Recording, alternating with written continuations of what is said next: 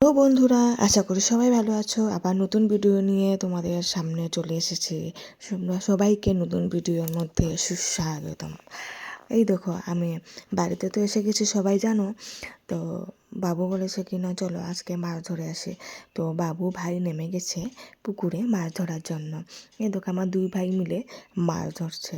এত বড় বড় মাছ পেয়েছে, তোমাদেরকে কি বলবো। তো ভিডিওটা ফার্স্ট টু লাস্ট দেখবে, তাহলে তোমরা দেখতে পারবে কি কি মাছ পেয়েছে।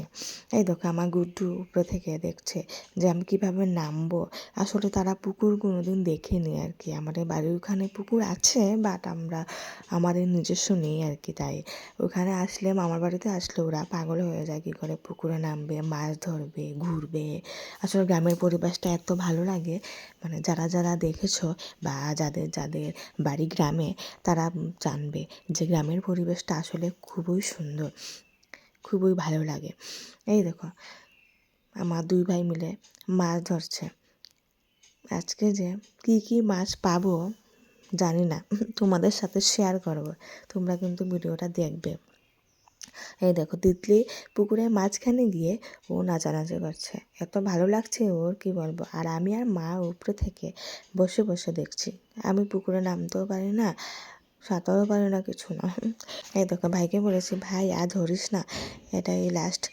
তারপরে ভাই বলেছে ঠিক আছে। এখন বাড়ি চলে এসেছি। বাড়ি চলে এসে ভাই সবাই মিলে মাছ টাছ ধুয়ে ভালো করে রেখেছে। দেখো তোমাদের সাথে বলবো কি কি মাছ পেয়েছি।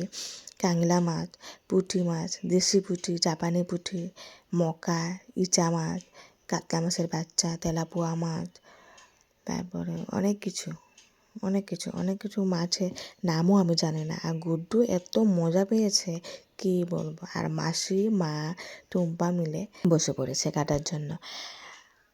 দেখো 5-6 কেজির মতো মাছ পেয়েছি, এত মজা লাগছে। তোমরা কারা কারা পুকুরের মাছ খেতে ভালোবাসো আমাকে কমেন্ট করে পাঠিয়ে দিও। সবাই কিন্তু খুব খুব খুব ভালো থাকো আর আমার পাশে থেকো সবসময়। টাটা, আবার চলে আসবো নেক্সট ভিডিও নিয়ে।